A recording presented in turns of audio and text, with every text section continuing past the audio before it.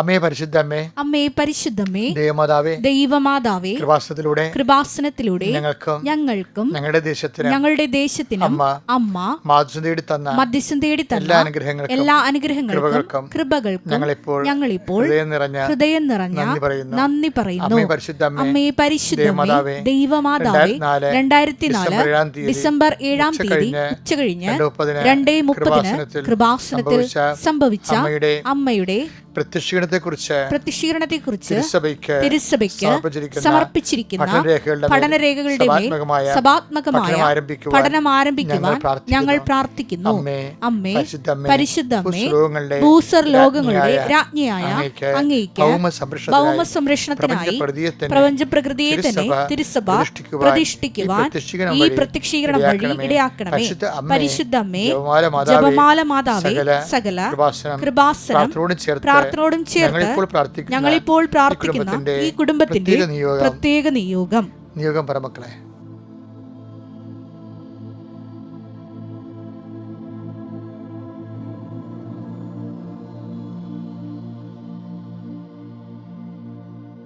അമ്മയുടെ പ്രത്യക്ഷീകരണത്തിന്റെ ഈ അനുഗ്രഹവേളയിൽ ഞങ്ങൾക്ക് സാധിച്ചു തരുവാൻ കനിയണമേ. ആമേൻ. വിശ്വാസ പ്രമാണം. സർവശക്തനായ പിതാവും ആകാശത്തിന്റെയും ഭൂമിയുടെയും സൃഷ്ടാവുമായ ദൈവത്തിൽ ഞാൻ വിശ്വസിക്കുന്നു. അവിടുത്തെ ഏകപുത്രനും ഞങ്ങളുടെ കർത്താവുമായ ഈശോ മിശിഹായിലും ഞാൻ വിശ്വസിക്കുന്നു. ഈ പുത്രൻ പരിശുദ്ധാത്മാവിനാൽ ഗർഭസ്ഥനായി കന്യകാമറിയത്തിൽ നിന്ന് പിറന്ന് പൊന്തിയോസ് പിലാത്തോസിന്റെ കാലത്ത് പീഡകൾ സഹിച്ച് കുരിശിൽ തറയ്ക്കപ്പെട്ട് മരിച്ച് അടക്കപ്പെട്ട് പാതാളങ്ങളിൽ ഇറങ്ങി മരിച്ചവരുടെ ഇടയിൽ നിന്ന് 3-ാം നാൾ ഉയർത്ത് സ്വർഗത്തിലേക്ക് എഴുന്നള്ളി സർവശക്തിയുള്ള പിതാവായ ദൈവത്തിന്റെ വലതുഭാഗത്തിരിക്കുന്നു. അവിടെ നിന്ന് ജീവിക്കുന്നവരെയും മരിച്ചവരെയും വിധിക്കുവാൻ വരുമെന്നും ഞാൻ വിശ്വസിക്കുന്നു. പരിശുദ്ധാത്മാവിലും ഞാൻ വിശ്വസിക്കുന്നു. വിശുദ്ധ കത്തോലിക്കാ സഭയിലും പുണ്യവാന്മാരുടെ ഐക്യത്തിലും പാപങ്ങളുടെ മോചനത്തിലും ശരീരത്തിന്റെ ഉയർപ്പിലും നിത്യമായ ജീവിതത്തിലും ഞാൻ വിശ്വസിക്കുന്നു. ആമേൻ. സ്വർഗ്ഗസ്ഥനായ ഞങ്ങളുടെ പിതാവേ, അങ്ങയുടെ നാമം പൂജിതമാകണമേ. അങ്ങയുടെ രാജ്യം വരണമേ. അങ്ങയുടെ തിരുമനസ് സ്വർഗത്തിലെ പോലെ ഭൂമിയിലും ആകണമേ. അന്നു വേണ്ടുന്ന ആഹാരം ഇന്ന് ഞങ്ങൾക്ക് തരണമേ. ഞങ്ങളോട് തെറ്റ് ചെയ്യുന്നവരോട് ഞങ്ങൾ ക്ഷമിക്കുന്നത് പോലെ ഞങ്ങളുടെ തെറ്റുകൾ ഞങ്ങളോടും ക്ഷമിക്കണമേ. ഞങ്ങളെ പ്രലോഭനത്തിൽ ഉൾപ്പെടുത്തരുതേ, തിന്മയിൽ ഞങ്ങൾ രക്ഷിക്കണമേ. ആമേൻ. നന്മ നിറഞ്ഞ മറിയമേ, സ്വസ്തി. കർത്താവ് അങ്ങയുടെ കൂടെ സ്ത്രീകളിൽ അങ്ങ് അനുഗ്രഹിക്കപ്പെട്ടവളാകുന്നു.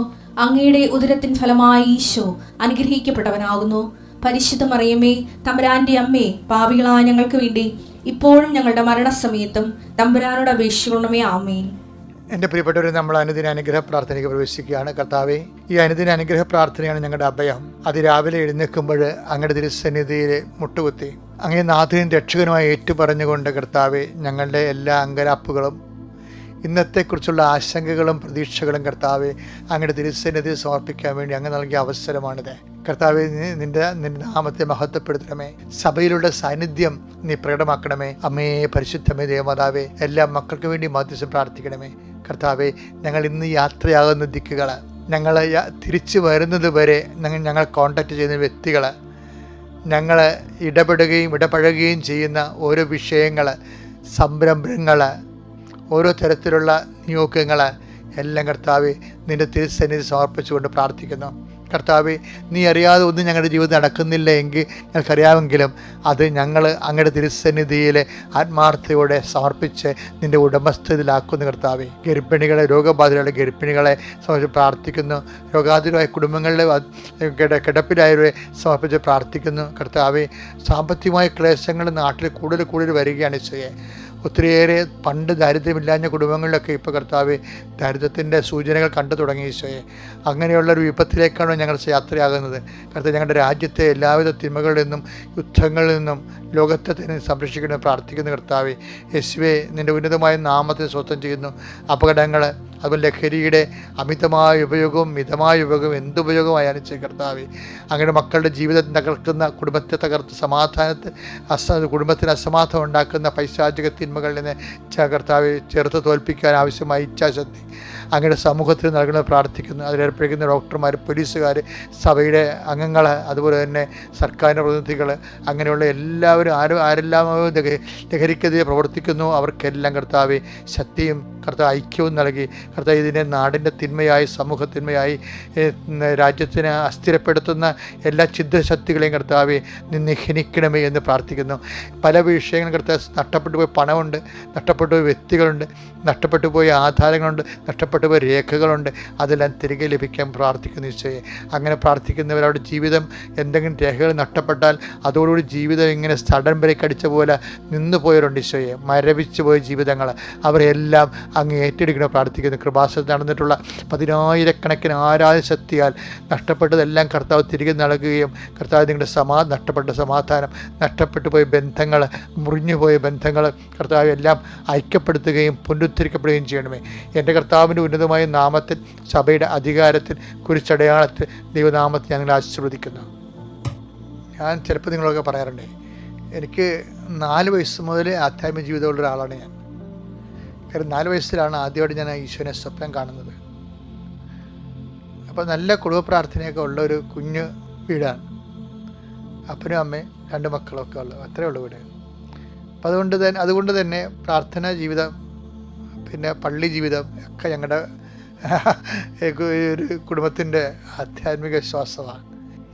ഒരു തേങ്ങയും കൊണ്ട് കടയിൽ പോകുമ്പോൾ ഞാൻ കർത്താവിൻ്റെ മാലാഖ ചൊല്ലിക്കൊണ്ടേ പോകത്തുള്ളായിരുന്നു. അപ്പം എന്ന് വെച്ചാൽ അന്ന് മുതലേ ദൈവത്തിനെ അറിയാം, ദൈവത്തിൻ്റെ അടയാളങ്ങളെക്കുറിച്ച് അറിയാം, ദൈവത്തിൻ്റെ ഓരോ പ്രവർത്തനങ്ങളുടെ രീതികളെക്കുറിച്ച് അറിയാം. അതുകൊണ്ട് നല്ല കോൺഫിഡൻസാണ്.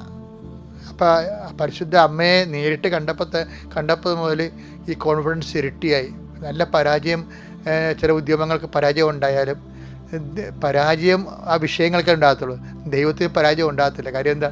ദൈവത്തെ ഓൾറെഡി നമ്മൾ അനുഭവിച്ചതല്ലേ. അപ്പം അങ്ങനെയൊക്കെയുള്ള ഈ ആധ്യാത്മികം നൽകുന്ന ആന്തരികമായ ഒരു ആത്മശക്തിയുടെ ആധാരമായി വരുന്ന ആത്മവിശ്വാസമുണ്ട്. അത് ഭയങ്കര സംഭവമാണ്. അത് ഈ അനുഭവങ്ങളൊക്കെ ഉണ്ടാകുന്നതിൻ്റെ ഉദ്ദേശം, ദൈവം ഉദ്ദേശിക്കുന്നത് അതാണ്. നല്ല ആന്തരികമായ ആത്മവിശ്വാസം. അടയാളങ്ങൾ ഉണ്ടാകത്തില്ലെന്നല്ല, എല്ലാത്തിനും അടയാളം ഉണ്ടാകും. അടയാളം കൊണ്ട് സ്ഥിരീകരിക്കുമെന്നല്ല കർത്താവിൻ്റെ വചനത്തിൽ എഴുതിയിരിക്കുന്നത്. മർക്കോസിൻ്റെ സുവിശേഷത്തെ 16:20 അവർ എല്ലായിടത്തും പോയി പ്രസംഗിച്ചു. കർത്താവ് അവരോട് കൂടെ പ്രവർത്തിക്കുകയും അടയാളം കൊണ്ട് വചനം സ്ഥിരീകരിക്കുകയും ചെയ്തിരുന്നു. അപ്പൊ എപ്പോഴും നമ്മൾ ശ്രദ്ധിക്കേണ്ടത് അടയാളങ്ങൾ കൊണ്ടേ നമ്മുടെ മനസ്സിലിരിപ്പ് സ്ഥിരീകരിക്കുകയല്ല, വചനം സ്ഥിരീകരിക്കും. അപ്പം എൻ്റെ അർത്ഥം എന്താ? ഓരോ വചനവും സ്ഥിരീകരിക്കേണ്ടതാണ്. അപ്പം വചനം സ്ഥിരീകരിക്കാൻ വേണ്ടിയാണ് ദൈവം അടയാളം കാണിക്കുന്നത്. ദൈവം സ്ഥിരീകരിക്കുന്നത് വചനത്തിൽ അതിന് പ്രൊവിഷൻ ഉണ്ടെങ്കിൽ, ഈ അടയാളങ്ങളുടെ എല്ലാത്തിൻ്റെ പിന്നിൽ വചനത്തിൻ്റെ പ്രൊവിഷൻ വേണം. അതെല്ലാം ആ പ്രൊവിഷൻ ഉണ്ടെങ്കിൽ, ആ വചനത്തിൻ്റെ സാധ്യത നിറവേറാനുള്ള സാധ്യത ഉണ്ടെങ്കിൽ അത് തീർച്ചയായിട്ടും ആ വിഷയം നിറവേറും. കാര്യം എന്താണ്? കർത്താവ് അടയാളം കൊണ്ട് ആ വചനം സ്ഥിരീകരിക്കും. ഉദാഹരണത്തിന് ലൂക്ക 21:1-2 എടുത്തേ.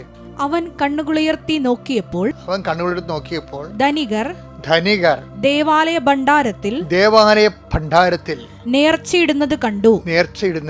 ദരിദ്രയായ ഒരു വിധവ 2 ചെമ്പ് തുട്ടുകൾ ഇടുന്നതും അവൻ കണ്ടു.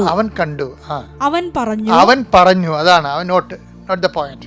അവൻ പറഞ്ഞു, ദരിദ്രയായ ഈ വിധവ മറ്റെല്ലാവരെയും കാൾ കൂടുതൽ നിക്ഷേപിച്ചിരിക്കുന്നു എന്ന് സത്യമായി ഞാൻ നിങ്ങളോട് പറയുന്നു. അതായത് ഈ ഏറ്റവും ആധ്യാത്മിക ജീവിതം ഞാൻ ആദ്യം പറഞ്ഞില്ലേ, ആധ്യാത്മിക ജീവിതത്തിൽ ഏറ്റവും റിസ്ക് എന്താണെന്ന് അറിയാമോ? റിസ്ക് പിടിച്ച പരിപാടിയാണതേ. അതിന് ഏറ്റവും റിസ്ക് എന്ന് പറയുന്നത് ദൈവത്തെ ഒന്ന് വിശ്വസിപ്പിച്ചെടുക്കുകയാണ്. ദൈവത്തെ വിശ്വസിക്കുന്ന റിസ്ക് ഒന്നുമില്ല. പിശാചും വിശ്വസിക്കുന്നുണ്ട് ദൈവത്തെ. യാക്കോബ് 2:19 നമ്മൾ പറയത്തില്ലേ, ദൈവം ഏകനാണെന്ന് പിശാച് വിശ്വസിക്കണമെന്ന്. അപ്പം ദൈവത്തെ വിശ്വസിക്കണ റിസ്ക് പിടിച്ച പരിപാടിയല്ല. പക്ഷെ ദൈവത്തെ കൊണ്ട് വിശ്വസിപ്പിക്കണത് റിസ്ക് പിടിച്ച പരിപാടിയാണ്. ഇപ്പം നമ്മൾ ആ ഈശോ ശ്രീഭണ്ഡാരത്തിൻ്റെ മുമ്പിൽ ഇരിക്കുമ്പോൾ കുറേ ധനികന്മാർ വന്ന് വലിയ തുകകൾ ശ്രീഭണ്ഡാരത്തിൽ ഇടുന്ന ഈശോ കണ്ടു. പക്ഷേ ദൈവത്തിന് അതിൽ വിശ്വാസം തോന്നിയില്ല, ഈശോയ്ക്ക് അത് വിശ്വാസം തോന്നിയില്ല. ആ ധനികരുടെ വലിയ സമ്പാദ്യങ്ങൾ കൊണ്ട് ശ്രീഭണ്ഡാരം നിക്ഷേപിച്ചുകൊണ്ട് ദൈവത്തെ കൊണ്ട് വിശ്വസിപ്പിക്കാൻ കഴിഞ്ഞില്ല അവർക്ക്. പക്ഷേ ഒരു സാധു വിധവ വന്നിട്ട് 2 ചില്ലിക്കാശ് ഇട്ട് കഴിഞ്ഞപ്പോൾ ദൈവം അവളിൽ വിശ്വസിച്ചു. അപ്പോൾ അത് റിസ്ക് ഫാക്ടറാണെന്ന് മനസ്സിലായില്ലേ? നമ്മുടെ ആധ്യാത്മിക ജീവിതം പുരോഗമിക്കണം എന്നുണ്ടെങ്കിൽ ദൈവത്തെ കൊണ്ട് വിശ്വസിപ്പിക്കണം നമ്മൾ. അതാണ് എൻ്റെ റിസ്ക്. നോൻപ് കാലത്ത് നിങ്ങൾക്ക് നൽകുന്ന ഒരു സന്ദേശമാണത്. കാര്യം എനിക്ക് ഇന്ന് വെളുപ്പിനാണ് കർത്താവ് ഇത് പറഞ്ഞത്. അതുകൊണ്ട് ഞാനത് ചൂടാറും മുമ്പ് നിങ്ങൾക്ക് കൈമാറുകയാണ്. കാര്യം ദൈവത്തെ വിശ്വസിപ്പിച്ചെടുക്കാം റിസ്ക് ആണെന്ന്. ഇപ്പം ഉദാഹരണത്തിന് നമ്മളുടെ ഇയാളല്ലേ ഈ ബദനിയിലെ മറിയ, ലാസൻ്റെ പെങ്ങൾ മറിയയില്ലേ, ലാസ് ഉയർത്ത് കഴിഞ്ഞ് കർത്താവിന് വലിയൊരു വിരുന്നൊക്കെ ഒരുക്കിയില്ലേ, സുഗന്ധതൈലം കൊണ്ട് കർത്താവിൻ്റെ പാദങ്ങളൊക്കെ പൂശിയപ്പോൾ ശിഷ്യന്മാർ അവിടെ പിറുപിറുക്കുന്നുണ്ടായിരുന്നു. ശിഷ്യന്മാർ പിറുപിറുക്കുന്നത് അവർക്ക് മനസ്സിലായി. ഈ ഇത്രയും കാര്യം 300 ദിനാറാണേ. ശിഷ്യന്മാർ വിചാരിക്കും ചില സുവിശേഷങ്ങളിൽ യൂദാസിൻ്റെ പേര് പറയുന്നുണ്ടെങ്കിലും ഈ മത്തായി ശിഷ്യന്മാരെന്നാണ് പറയണത്.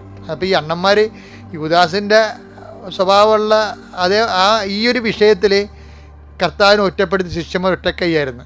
എന്താ കാര്യം? അത് യൂദാസ് അവരെ കൈകാര്യം ചെയ്തെന്ന് വേണം മനസ്സിലാക്കാൻ. കാശിന്റെ കാര്യം വന്നപ്പോൾ ഇവർക്ക് ഭയങ്കര ഐക്യമായിപ്പോയി. ശിഷ്യന്മാരെന്നാ പറയണത്. അത് വായിച്ചേ മോളെ 26:8. ഇത് കണ്ട ശിഷ്യന്മാർ കോപത്തോടെ പറഞ്ഞു, എന്തിന് ഈ പാഴ്ചെലവ്, എന്തിന് ഈ വേസ്റ്റ്, ഈ സുഗന്ധ തൈലം നല്ല വിലക്ക് വിറ്റ് ദരിദ്രർക്ക് കൊടുക്കാമായിരുന്നില്ലേ എന്നാണ് ചോദിക്കേണ്ടത്. അപ്പോൾ എന്നാണ് ഇവർ ചോദിക്കുന്നത്? ഇത് യൂദാസ് ഇറക്കി വിട്ടൊരു എക്കണോമിക്സ് ആണ് ശരിക്കും പറഞ്ഞാൽ. അത് മറ്റുള്ളവർ ബുദ്ധിപരമായിട്ട് ഏറ്റുപിടിച്ചാൽ ഭക്തിയില്ലാത്തൊരു ബുദ്ധി ഉണ്ടാവില്ല. അവൻ ബുദ്ധിപരമായിട്ട് യൂദാസ് ശരിക്കും ഒരു സെക്കൻഡിൽ യൂദാസ് ഇവരെല്ലാം കൈകാര്യം ചെയ്ത് കാണേണ്ടവരെ കണ്ട് കൈകാര്യം ചെയ്ത് അവൻ്റെ ഐഡിയയിലേക്ക് ഇവന്മാർ മൊത്തം കൊണ്ടുവന്ന് അർത്ഥം ശിഷ്യന്മാരെ. യൂദാസിൻ്റെ ഐഡിയ ആണിത്. പക്ഷേ ആ ഐഡിയ വളരെ റീസണബിളായിട്ട് അവതരിപ്പിച്ചപ്പോൾ അപ്പീലിംഗ് ആയിട്ട് മറ്റേ അണ്ണന്മാർക്കും തോന്നി. അണ്ണന്മാരെല്ലാം ഒരേ കൈയായിട്ട് പറയണം ഇതെന്ത് പരിപാടിയാണിത്. പാവത്തങ്ങളുടെ പേര് പറഞ്ഞിട്ട് ഈ പൈസ വിറ്റ് എന്തുകൊണ്ട് ഭണ്ഡാരത്തിൽ തന്നില്ല, ഇവിടെ കൊടുത്ത് തന്നില്ലെന്നാണ് ചോദിക്കണത്.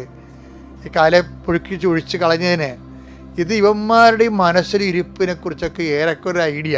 കാര്യം ഈ യൂദാസിനെ അണ്ണന്മാരൊക്കെ ഇപ്പം ആദ്യമായിട്ടും കാണുന്നതല്ല. മേരി പണ്ടേ കണ്ട പാർട്ടിയാണ് ഇവരൊക്കെ. കർത്താവ് എന്നെല്ലാം ലാസൻ്റെ വീട്ടിൽ വരുന്നുണ്ട്. ഇവരെല്ലാവരും വരും. ഇവിടെയൊക്കെ ഓരോ സ്വഭാവവും മുഖഭാവവും എല്ലാം രീതികളെല്ലാം കാണും. പക്ഷേ അതേസമയം തന്നെ മേരി എന്താ ചെയ്തിരിക്കണത്? പൊതുജനവും ശിഷ്യന്മാരുടെ അപ്പുറത്തേക്ക് തനിക്ക് തൻ്റെ ദൈവത്തോടുള്ള ആദരവ് കാണിക്കാൻ വേണ്ടി ചങ്കൂറ്റല്ലേ. ഏറ്റവും കൂടുതൽ ചങ്കൂറ്റം കാണിക്കണത് മേരിയാണ്.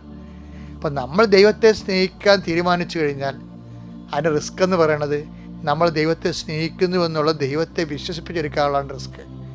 മേരി ഇക്കാര്യത്തിൽ വിജയിച്ചിരിക്കണം. കർത്താവ് പറഞ്ഞു അവൾ ചെയ്തത് ശരിയാണ്.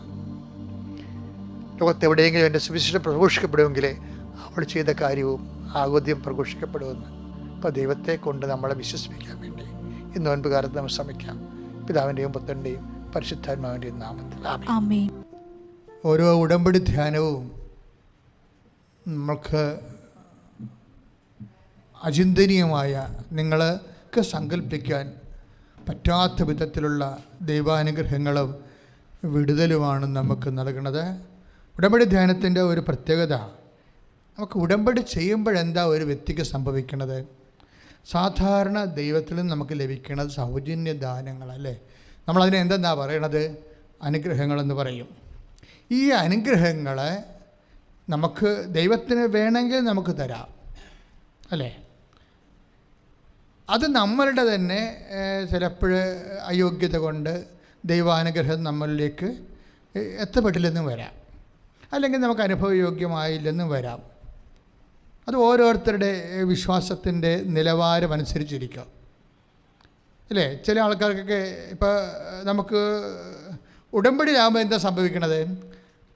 ഉടമ്പടി ഒരു വാഗ്ദാന പേടകത്തെ അടിസ്ഥാനപ്പെടുത്തുന്ന, ദൈവത്തിൻ്റെ വാഗ്ദാനത്തെ അടിസ്ഥാനപ്പെടുത്തുന്ന ഒരു ബൈലാറ്ററൽ എഗ്രിമെൻ്റ്, ഉഭയകക്ഷിയായിട്ടുള്ള ഒരു കരാറാണ്. അപ്പോൾ നമ്മളൊരു കക്ഷി, ഈശോ ഒരു കക്ഷി. ആരാണ് മധ്യസ്ഥ? അപ്രതിരോധ്യമായ മധ്യസ്ഥമാണ്. അമ്മയാണ് മധ്യസ്ഥ. ശ്രുതികട്ടെ ശ്രുതികട്ടെ. ഹല്ലേലൂയ ഹല്ലേലൂയ ഹല്ലേലൂയ ഹല്ലേലൂയ ഹല്ലേലൂയ ഹല്ലേലൂയ ഹല്ലേലൂയ ഹല്ലേലൂയ യേശുവേ ആരാധന. ഹല്ലേലൂയ ഹല്ലേലൂയ ഹല്ലേലൂയ യേശുവേ ആരാധന. കർത്താവേ സ്പർശിക്കണമേ, കർത്താവേ കർത്താവേ നീരാമേ. Hallelujah hallelujah സ്പർശിക്കണമേ. യേശുവേ ആരാധന, യേശുവേ ആരാധന. ഹല്ലേലൂയ. അമ്മ എന്തും ചെയ്ത് കളയുമെന്ന് പറഞ്ഞാൽ എൻ്റെ അർത്ഥം എന്താണെന്ന് അറിയാമോ? നമ്മൾ പലപ്പോഴും ഈ ധ്യാനവേദികളിൽ കേൾക്കാത്ത വിചിത്രമായ സാക്ഷ്യങ്ങൾ ഉടമ്പടിയിൽ കേൾക്കും. ഒരു ആഗ്നസ് എന്ന് പറയുന്നൊരു തമിഴ് വംശജ, ഒരു തമിഴ്നാടിൻ്റെ അതിർത്തിയിൽ, നമ്മുടെ കേരളത്തിൻ്റെ അതിർത്തി താമസിക്കുന്ന ആളാണ് ആഗ്നസിൻ്റെ സാക്ഷ്യം കേട്ടാൽ നമുക്ക് ചിരി വരും. എന്താ പ്രശ്നത്തിൽ ആഗ്നസ് ഒരു കുടില് പോലൊരു കുടുംബത്തിലാണ് വീട്ടിൽ താമസിക്കുന്നത്. പ്രളയം വന്നപ്പോൾ ഉള്ള കുടില് പോയി ഒലിച്ചു പോയ ഒരവസ്ഥയിലായി. എൻ്റെ ഇടയ്ക്ക് കുനുമേ കുരു പോലെ ആഗ്നസിൻ്റെ ഭർത്താവ് മദ്യപിക്കും. നമുക്കറിയാമല്ലോ, അതാത് കാലത്തുള്ള അന്നുള്ള തൊഴിൽ കൊണ്ട് ജീവിക്കുന്ന ആൾക്കാർ ഭക്ഷണത്തിനും വസ്ത്രത്തിനും മാത്രമേ ആ പൈസ തികയുന്നുള്ളൂ. പിന്നെ അതുകൊണ്ട് അവർക്ക് വീടില്ലാതെ വന്നത്. അപ്പോൾ ഇതിൻ്റെ ഇടയ്ക്ക് ഭർത്താവ് കുടിക്കുകയും കൂടി ചെയ്താൽ എന്ത് ചെയ്യും? ഇപ്പോൾ ആഗ്നസിനോട് കൂട്ടുകാരത്തി കൃപാസനം പത്രം കൊടുക്കും. പറഞ്ഞ് ഇനി നീ അമ്മയെ വീട്ടിലോട്ട് ക്ഷണിക്കുമെന്ന് പറഞ്ഞ്. അപ്പോൾ അതൊന്നും ആഗ്നസിനെ പറഞ്ഞിട്ട് മനസ്സിലായില്ല. അങ്ങനെയല്ല, അമ്മയുടെ ശക്തിയുള്ളൊരു സ്ഥലം ഞാൻ പറഞ്ഞു തരാം, നീ അവിടെ ചെല്ലുക, എന്നിട്ട് അമ്മയെ വീട്ടിലോട്ട് ക്ഷണിക്കുക. കാര്യം ഉടമ്പടി ചെയ്യുമ്പോൾ അമ്മ വീട്ടിൽ വരുമെന്നും പറഞ്ഞ് ഒത്തിരിയേറെ അനുഭവങ്ങൾ, ആൾക്കാരുടെ സാക്ഷ്യങ്ങൾ കൃപാസനത്തിൽ പറഞ്ഞിട്ടുണ്ട്, യൂട്യൂബിലുണ്ട്. അപ്പോൾ ആ ഒരു ഉദ്ദേശത്തിൽ ഇപ്പോൾ വീടുമില്ല, കുടിയുമില്ല, ഭർത്താവാണെങ്കിൽ ഭയങ്കര കുടിയനായ ഒരു മനുഷ്യനുമാണ്. അപ്പോൾ അവൾക്കിത് ഇനി എങ്ങനെയാണ് മുന്നോട്ട് കൊണ്ടുപോകുന്ന ഒരു പിടിയില്ല.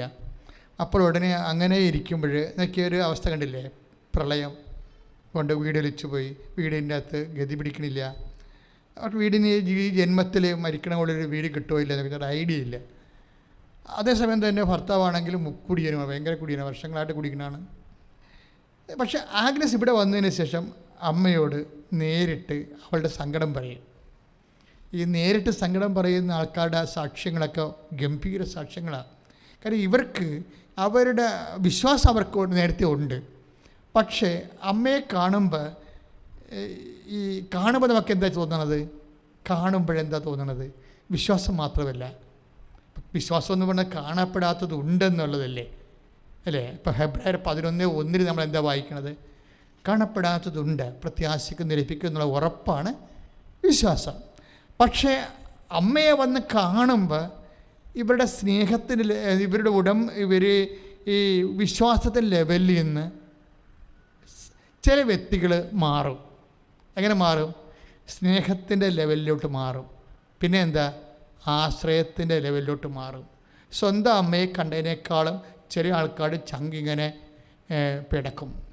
എന്നിട്ട് ഇവരുടെ കാര്യം പറയും അമ്മയോട്, അമ്മ എൻ്റെ ആ ഗതി ഇതാണ്, എനിക്കില്ല, ഞാൻ പാലക്കാട് നിന്ന് വരികയെ, എൻ്റെ ഇല്ലാത്ത കാശ് ഉണ്ടാക്കിയെടുത്ത് ഞാൻ അമ്മയെ കാണാൻ വന്നതാണ്, എന്നെ സഹായിക്കണം, അല്ലെങ്കിൽ വേറെ ആരുമില്ല. ഇങ്ങനെ അമ്മയുടെ ചങ്കക്കൊള്ള പോലെ ഇവർ തമിഴും മലയാളത്തിലും കൂടി അമ്മയോട് പറയും. പിന്നെ സംഭവിക്കുന്ന കാര്യങ്ങൾ കേൾക്കാൻ ഭയങ്കര രസമാണ്. എന്താ വെച്ച് കഴിഞ്ഞാൽ ഭർത്താവ് എപ്പോഴും വന്നിട്ട് ഭയങ്കര, ഇവർക്ക് ഭർത്താവിൻ്റെ സ്നേഹമാണ്.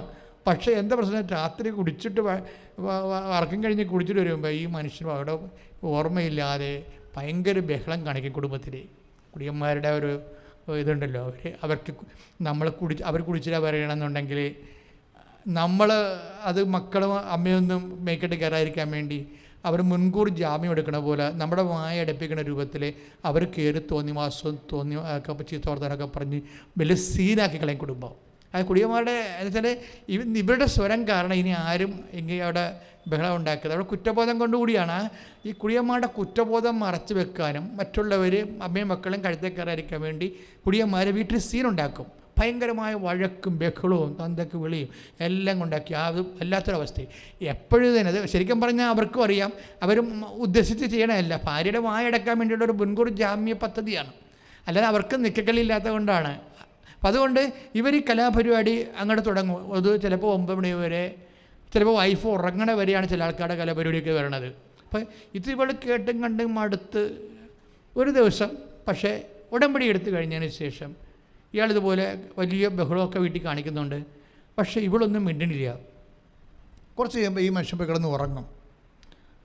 ഉറങ്ങിയതിന് ശേഷം പിറ്റേ ദിവസം ഈ ആഗ്നസ് ഹസ്ബൻഡിനെ കാണാൻ ചോദിക്കും, എന്ത് ഇന്നലെ വന്നിട്ട് പെട്ടെന്ന് പോയി കിടന്ന് ഉറങ്ങിയത്? ഇന്നലെ ബഹളമുണ്ട്. പിന്നെ ബഹളമൊന്നും ഇല്ലാഞ്ഞല്ല, ഇന്നലെ ഒറ്റ ദിവസം രാത്രിയെ ബഹളമില്ലാത്ത രാത്രിയുള്ളൂ. അപ്പോഴേ ഈ മനുഷ്യൻ പറഞ്ഞ വാക്ക്, നീ എൻ്റെ തലക്കെട്ടടിച്ചില്ലേ, പിന്നെ ഞാൻ എന്ത് പറയാനാണെന്ന്. അപ്പോഴേ എനിക്ക് അതെന്താ പ്രശ്നം വെച്ച് കഴിഞ്ഞാൽ ഇവർ തലക്കടിക്കാൻ ചെന്നാൽ മതി, നമ്മുടെ തല ഞൊട്ടിക്കൊണ്ട് അയാൾ പോകും. പക്ഷേ അടി കൃത്യമായിട്ട് പാഴ്സൽ പുള്ളിക്ക് കിട്ടി. ആരടിച്ചാണ്? അമ്മ അടിച്ചതാ. അപ്പോൾ അമ്മയെ അടിക്കണത് ഇത് പുതിയ പരിപാടിയല്ല. ഒരു 3 കൊല്ലം മുമ്പുള്ള ഒരു സാക്ഷ്യം നോക്കിയാൽ മതി. അത് കൂനമാവിലെ ഒരു ചേച്ചിയുടെ സാക്ഷ്യമാണ്. കൂനമാവിലെ അത് നമ്മുടെ കൃപാസനത്തിൽ കിടക്കുന്നുണ്ട്. അതായത് മേരി വിപിൻ എന്നും പറഞ്ഞൊരു അത് വെച്ച് കഴിഞ്ഞാൽ മേരി വിപിൻ്റെ ഈ വിപിൻ എന്ന് പറഞ്ഞ ആൾ ഭയങ്കര കള്ളുകുടിയനും പിന്നെ വഴക്കൊക്കെ ഉണ്ടാക്കുക. പുള്ളിക്ക് ഇതിനേക്കാൾ ഉപരി കള്ളുകുടിയേക്കാൾ ഉപരി പുള്ളിക്ക് കടങ്ങളാണ്, ഭയങ്കര സാമ്പത്തിക കടങ്ങളാണ്. പുള്ളിയുടെ ജോലി സ്ഥലത്തു നിന്നൊന്നും പുള്ളിക്ക് കാശ് കിട്ടുന്നില്ല. അതാണ് മെയിൻ പുള്ളിയുടെ പ്രശ്നം. വിപിൻ്റെ മേശരി പണിയാണ്, അടുത്ത കോൺട്രാക്ട് എടുത്തൊക്കെ ഉണ്ടെങ്കിൽ അവർക്ക് കാശ് കിട്ടുന്നില്ല. ആരും പണി ചെയ്യിക്കുക ആൾക്കാർ കാശ് കൊടുക്കത്തില്ല. ഇയാൾക്ക് കൊടുക്കേണ്ട പാട്ടിൽ തീർച്ചയായിട്ടും പലിശയൊക്കെ വാങ്ങിച്ചു കൊടുക്കുമ്പോൾ ഇയാൾക്ക് പലിശ കൂടും. അപ്പോൾ ഇയാൾ ഇങ്ങനെ എല്ലാം കൂടി ഇയാൾ തകർന്ന് നടക്കുകയാണ്. അപ്പോൾ ഈ മേരി വന്ന് ഉടമ്പടി എടുക്കും. ഉടമ്പടി എടുത്തിട്ട് പറഞ്ഞാൽ അമ്മേ ഞങ്ങളുടെ അവസ്ഥ ഇതാണ്, ഞങ്ങൾക്ക് ജീവിക്കാൻ പറ്റണില്ലെന്ന് പറയും. അപ്പോൾ ഒരു ദിവസം ഇതുപോലെ ഉടമ്പടി എടുത്ത് വീട്ടിൽ അവളൊരു കല്യാണത്തിൽ പോയി. ഈ മനുഷ്യൻ കല്യാണത്തിനൊന്നും പോകത്തില്ല. അപ്പോൾ അതിനുമെല്ലാം ഇപ്പോൾ നമുക്ക് വിളിക്കുന്ന കല്യാണത്തിനൊക്കെ വൈഫാണ് പോണത്. പോയി അവിടെ നിന്ന് വെച്ചാൽ നല്ല മോന്തായി കാണിച്ച വലിയ കൊടുത്തിട്ടൊക്കെ അവിടെ നിന്ന് പോകും, അല്ലെങ്കിൽ ആ ബന്ധങ്ങൾ പോയില്ലേ. അതുകൊണ്ട് ഇവളങ്ങനെ ഒരു പ്രാവശ്യം പെട്ടെന്ന് കല്യാണത്തിൽ പോയിച്ചു. അതൊക്കെ പെട്ടെന്ന് തോന്നി വീട്ടിൽ പോകണമെന്ന്. വീട്ടിലേക്ക് പിന്നെ അവിടെ തിരിച്ചു പോരും. വീട്ടിൽ വന്നൊക്കെ കഥ കടച്ച് കിടക്കുകയാണ്.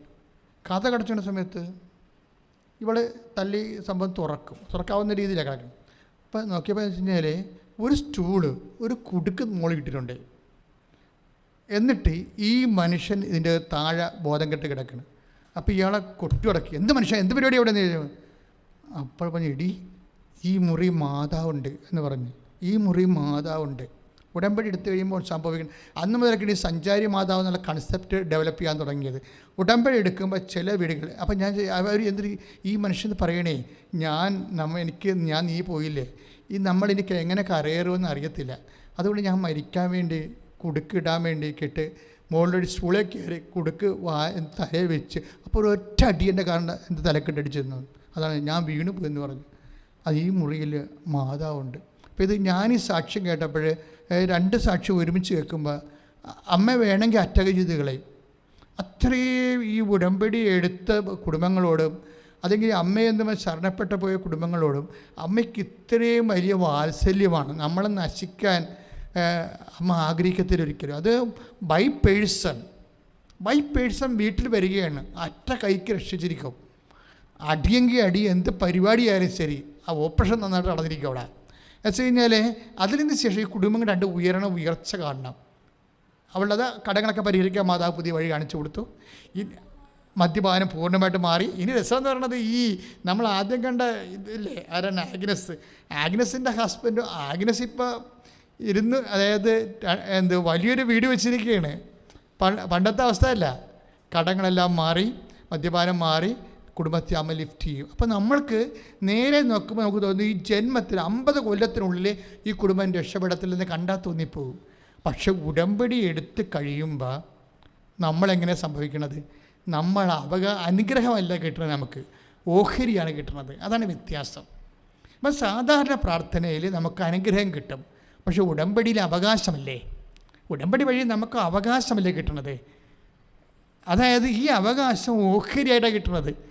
അത് കാരണം നമുക്ക് എന്തുമാത്രം നമ്മുടെ ജീവിതത്തിന് നമ്മുടെ നിലവാരം അനുസരിച്ച് ആവശ്യമാണോ അത്രയും അനുഗ്രഹങ്ങളായിട്ടാണ് നമുക്ക് വരണത്. എല്ലാ മേഖലകളിലും ചെറിയത് കാര്യമല്ല. നിങ്ങൾക്ക് കൃപാസനത്തിൻ്റെ സാക്ഷ്യങ്ങളെല്ലാം പരിശോധിക്കാം. അത്ര സുന്ദരമായ രീതിയിലാണ് അമ്മ ഇടപെടുന്നത്. പക്ഷേ എൻ്റെ മക്കളെപ്പോഴും ശ്രദ്ധിക്കേണ്ട കാര്യമേ, ഈ ഉടമ്പടിയിൽ നമ്മൾ അനുഗ്രഹമല്ല നമുക്ക് കിട്ടുന്നത് അവകാശമാണ്. അപ്പം അല്ലെങ്കിൽ ദൈവഭാഗത്തും ദൈവവും നമ്മളും തമ്മിലുള്ള ബന്ധം മക്കളാണെങ്കിൽ അവകാശികളാണെന്ന് പൗലോസ് അപ്പോസ്തലൻ പറയത്തില്ലേ? ഒന്ന് ശ്രദ്ധിക്കട്ടെ. ഹല്ലേലൂയ, യേശുവേ ഹല്ലേലൂയ, ഹല്ലേലൂയ, ഹല്ലേലൂയ. കരങ്ങൾ ഉയർത്തിക്കൊണ്ട് സ്തുതിക്കട്ടെ. ഹല്ലേലൂയ, ഹല്ലേലൂയ, ഹല്ലേലൂയ, ഹല്ലേലൂയ, ഹല്ലേലൂയ. യേശുവേ ഞങ്ങളൊക്കെ സ്തുതിക്കും. ഹല്ലേലൂയ, ഹല്ലേലൂയ, ഹല്ലേലൂയ. യേശുവേ ആരാധന, യേശുവേ ആരാധന, യേശുവേ ആരാധന, യേശുവേ ആരാധന, യേശുവേ മഹത്വം, യേശുവേ ആരാധന. ഹല്ലേലൂയ, ഹല്ലേലൂയ, ഹല്ലേലൂയ. യേശുവേ ആരാധന, ആരാധന. ഹല്ലേലൂയ, ഹല്ലേലൂയ, ഹല്ലേലൂയ.